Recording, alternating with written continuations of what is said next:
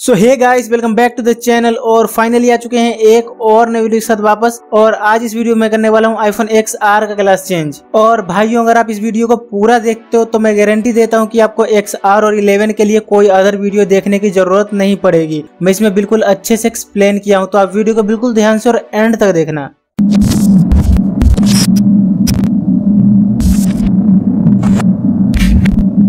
तो मैंने इसका नीचे का जो स्क्रू था वो निकाल लिया है। और सबसे पहले इसका फोल्डर फ्रेम से बाहर निकाल लेते हैं, फिर इसको एक बार चेक कर लेंगे।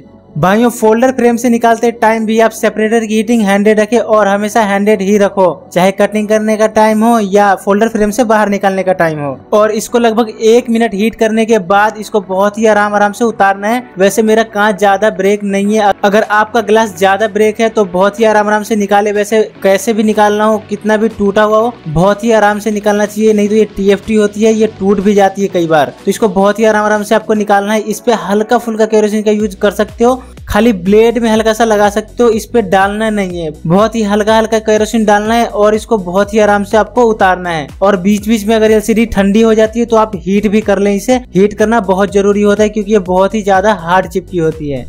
तो आप देख सकते हो नीचे से मेरी LCD हल्की हल्की उठने लगी है और मैं इसको कंप्लीट निकाल लेता हूँ। भाइयों, इसको फ्रेम से निकालते टाइम भी ज्यादा प्रेशर नहीं डालना, ये ध्यान रखना है आपको, बहुत ही आराम से निकालना है। तो भाइयों, आप देख सकते हो मेरी LCD बाहर आ चुकी है और टच और डिस्प्ले प्रॉपर काम कर रही है, कोई भी प्रॉब्लम नहीं है। और इसका टू टोन भी ओके है क्योंकि ये फर्स्ट टाइम खुला है। और टच चेंज होती है तो टू टोन की दिक्कत आती है, इसमें सिर्फ ग्लास चेंज करना है, टच प्रॉपर काम कर रही है। तो मैंने LCD को चेक कर लिया, फटाफट फोन को बंद कर लेता हूँ और सबसे पहले इसका सारा स्क्रू हटा लूंगा। तो चलिए फटाफट इस पे जो पत्ती लगी है और स्क्रू लगा है उसको हटा लेते हैं। फिर इसका जो फोल्डर पे पेच लगे होते हैं, स्क्रू काफी सारे होते हैं इस पे, उसको मैं हटा लेता हूँ और मैं बताता हूँ कि कैसे इसकी फेस ID हटाई जाती है। तो भाइयों, इसको थोड़ी देर हीट कर लेना है और इसका जो रिंग होता है, मतलब फेस ID का पूरा रिंग होता है, उसको कंप्लीट बाहर निकाल लेनी है। एक एक करके फेस ID ऐसे करके नहीं हटाना है, पूरा रिंग होता है उसको थोड़ी देर हीट करने के बाद ये बहुत इजीली हट जाती है। आप देख सकते हो वीडियो में कैसे इसकी फेस ID निकाला हूँ, ये कभी ऐसे निकालने पे खराब नहीं होती है। तो चलिए इसके बाकी स्क्रू खोल लेते हैं और इसका प्लेट जो होता है डिस्प्ले के पीछे वो हटा लेता हूँ। उसके बाद कैसे इसकी रिंग की कटिंग होती है वो मैं बताऊंगा। सबसे ज्यादा इंपॉर्टेंट इसकी रिंग की कटिंग ही होती है।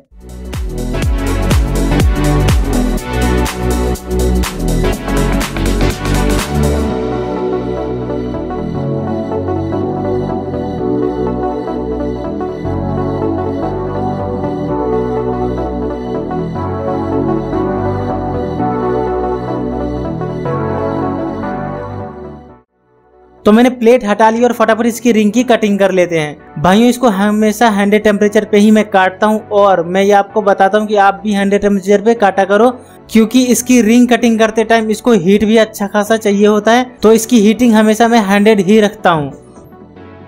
तो भाइयों, जहाँ पे जाली होती है, जहाँ पे थोड़ा गैप है, वहाँ पे हमें कटिंग कर लेनी, पहले कट लगा लेनी है, वो बिल्कुल फ्री हो जाना चाहिए। और फिर इसका रिंग हमें ऊपर की साइड में कभी नहीं खींचना है, ये गलती कभी मत करना, आपकी LCD ब्रेक हो जाएगी। जैसे राइट में जो रिंग लगी हुई उसको राइट की साइड में ही खींचना है, ऊपर की साइड में ना जाए, इसका ध्यान रखना है। और लेफ्ट वाले को भी लेफ्ट की साइड में खींचना है, मतलब बाहर की तरफ खींचना है उसको। बहुत ही आराम से खींचना है आपको, ज्यादा जल्दबाजी नहीं करनी है, वो हीट होगा और आपके प्रेशर से वो आराम से निकलता चला जाएगा। जैसा कि आप वीडियो में देख रहे हो मैं कैसे इसका रिंग बाहर निकाल रहा हूँ। और भाइयों, इसको कम टेम्परेचर पे कभी मत निकालना, भले ही डॉट बाई चांस आते हैं, इस पे आते नहीं है, हीट ये सह लेता है और इसको हीट की बहुत ही ज्यादा जरूरत होती है। तो हीट करो 100 टेम्परेचर पे और इसको बहुत ही आराम से बाहर निकालो। मैंने यहाँ पे वीडियो को बिल्कुल भी स्किप नहीं किया है, बिल्कुल जैसा बना था वैसा ही मैंने डाला है और आप देख सकते हो कैसे मैं इसका रिंग बाहर निकाल रहा हूँ। तो चलिए पहले दोनों साइड से फ्री कर लेते हैं, उसके बाद में बताऊंगा कि नीचे की साइड में आपको करना क्या होता है। नीचे की साइड से ही ज्यादातर हमारी LCD ब्रेक हो जाती है।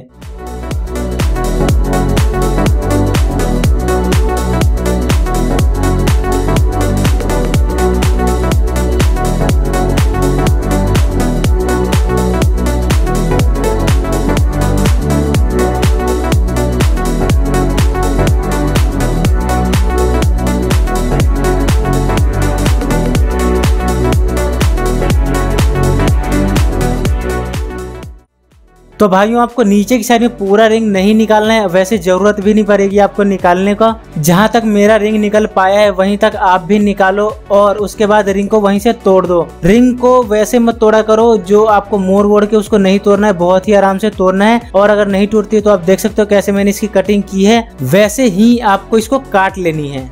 तो भाइयों मेरी पूरी रिंग फ्री हो चुकी है और चलिए फटाफट इसकी डिस्प्ले की कटिंग कर लेते हैं, मतलब टच और ग्लास को अलग अलग कर लेते हैं।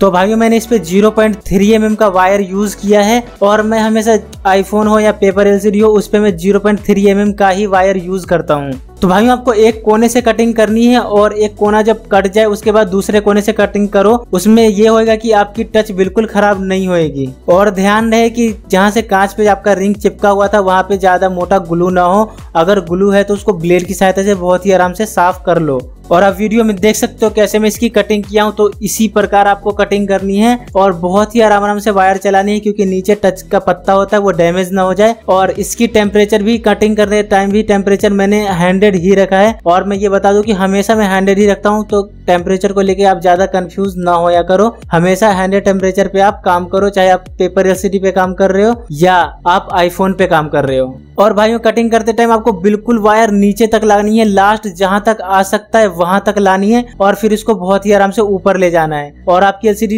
इजिली कट जाएगी। तो अब देखो मेरी एलसीडी बार बार चिपक रही थी, ये साइड नहीं हो पा रही थी। वैसे ये कटिंग हो चुकी थी लेकिन ये हट नहीं पा रहा था, तो मैंने किसी दोस्त को बोला कि इसको आगे की तरफ स्लाइड करना है, मतलब खींचना है हल्का सा बहुत ही आराम से और ये इसकी कटिंग हो जाएगी।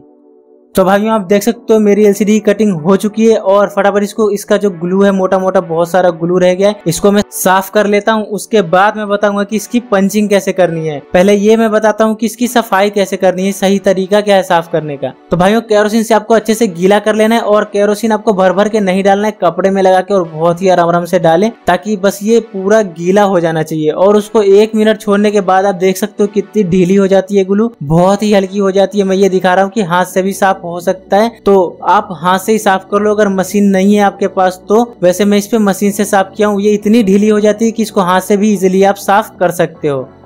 तो चलिए मेरा मोटा मोटा जो भी ग्लू था मैं साफ कर लिया और बाकी जो हल्का फुल्का ग्लू बचा है उसको मैं फेल्कॉन लिक्विड से साफ कर लेता हूँ। और आप फेल्कॉन से साफ नहीं होता है तो केरोसिन भी कपड़े में लगा के साफ कर सकते हो। तो चलिए मैं फटाफट इसको साफ कर लेता हूँ, उसके बाद मैं बताऊंगा कि इसकी पंचिंग कैसे होती है। और भाई एलसीडी साफ होने के बाद टच में जो ग्लू लगी होती है, टच के पत्ते पे ग्लू लगी होती है, उसको बहुत ही आराम से आपको निकालना है। टच खराब नहीं होनी चाहिए क्योंकि अगर वो ग्लू नहीं हटाते हो तो पंचिंग में कई बार वहीं पे बबल रह जाता है, तो उसको बहुत ही आराम से आप साफ कर लें, मतलब निकाल लें बाहर।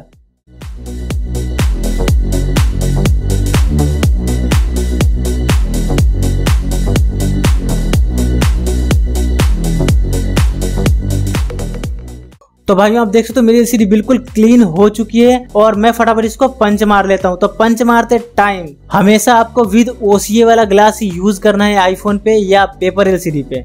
और आपको ये ध्यान रखनी है कि एलसीडी सेट करते टाइम हमेशा आप ऊपर की साइड में बिल्कुल प्रॉपर बैठा लें, मतलब लास्ट तक बैठाएं, ऊपर गैप नहीं होना चाहिए बिल्कुल भी। जहां तक ये सेट हो पाता है वहां तक आप सेट कर लें ऊपर की साइड में। और आप पंच करते टाइम ग्लास को सबसे पहले अच्छे से चेक कर लिया करो कि ग्लास पे ओसी खराब तो नहीं है या उसकी रिंग मुड़ी हुई तो नहीं है। आप देख सकते हो मैंने इस पे ध्यान नहीं दिया था ग्लास पे उतना, और नीचे से इसकी रिंग मुड़ी हुई थी, तो मैं उसको सीधा कर लेता हूँ और मैं इसको बहुत ही आराम से सेट कर लेता हूँ ग्लास पे। वैसे बहुत ही इजीली सेट हो जाता है, बस आपको ध्यान रखना ये होता है कि ज्यादा इधर उधर ना होए, नहीं तो रिंग विंग पे चला जाता है तो टूटने का रिस्क बढ़ जाता है। तो इसको बहुत ही आराम से आपको सेट कर लेना है। और भाइयों पंचिंग की टाइमिंग मैं डिस्क्रिप्शन में डाल दूंगा और आप स्क्रीन पे अगर दिखे तो पॉज करके देख सकते हो। तो मेरी एलसीडी ग्लास पे बिल्कुल फिक्स हो चुकी है और मैं फटाफट इसको पंच कर लेता हूँ। भाइयों अगर इस टाइमिंग पे आप पंच करते हो तो आपकी एलसीडी में बिल्कुल भी बबल नहीं रहेंगे, मतलब हल्के फुल्के बबल रहेंगे जो बबलर में इजीली निकल जाएगा, आपको ज्यादा प्रॉब्लम नहीं होएगा। तो चलिए मैं फटाफट इसको पंच कर लेता हूँ, उसके बाद मैं बताऊंगा कि मेरी एलसीडी में कितने बबल रह गए हैं।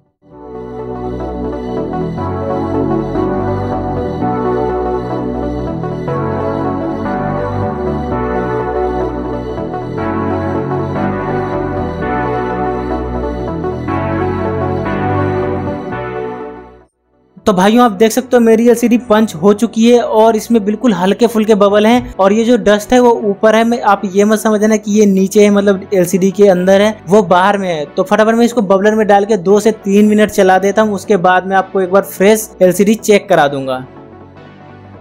तो भाइयों मेरा 3 मिनट हो चुका है और आप देख सकते हो एलसीडी बिल्कुल फ्रेश है, कोई बबल नहीं है और ये डस्ट आप देख सकते हो मैंने बताया था ऊपर ही था वो। तो चलिए फटाफट इसको पैक कर लेते हैं। इसका स्टील जो सबसे लास्ट में, मतलब स्टील वाली पत्ती थी जो सबसे लास्ट में निकली थी, उसको बहुत ही आराम से आपको सेट कर लेना है और जहाँ जहाँ से आप स्क्रू निकाले थे जो स्क्रू, वहीं पे आपको फिक्स लगा देनी है। तो चलिए मैं फटाफट फोन को पैक कर लेता हूँ। उसके बाद मैं बताऊंगा कि मेरी एलसीडी की हालत कैसी है, ओके है या गई। भाइयों फेस आइड भी आपको बहुत ही आराम से लगाने लिए है, वैसे ज्यादा प्रॉब्लम आपको होएगा नहीं पैकिंग में। जो बंदा रिपेयरिंग करता है उसको पैकिंग वैकिंग में कोई प्रॉब्लम नहीं आती है। तो मैं फटाफट इसको पैक कर लेता हूँ। जहाँ जहाँ से स्क्रू निकाले थे, पत्ती निकाली थी, वहां मैं फिक्स कर देता हूँ, मतलब लगा लेता हूँ। उसके बाद मैं आपको एक बार चेक करा दूंगा। और भाइयों अगर आपको वीडियो पसंद आई है तो वीडियो को लाइक कर दे। मेरी चैनल पे पहली बार आए हो तो चैनल को सब्सक्राइब कर दे, क्योंकि आपके भाई को सपोर्ट की बहुत ही ज्यादा जरूरत है। और भाइयों अगर आपको मेरे से फोन बनवाना है तो डिस्क्रिप्शन में एड्रेस दिया हुआ है, या तो वहां पर आप पर्सनली आ सकते हो या आप फोन कोरियर कर दो, मैं बना के इधर से कोरियर वापस कर दूंगा। और बनाने के प्राइस है वो भी ज्यादा नहीं है, बहुत ही कम है। तो आप मेरे से फोन बनवा सकते हो। काम करते टाइम एलसीडी का पूरा रिस्क मेरा होता है, तो आपको टेंशन लेने की बिल्कुल जरूरत नहीं है।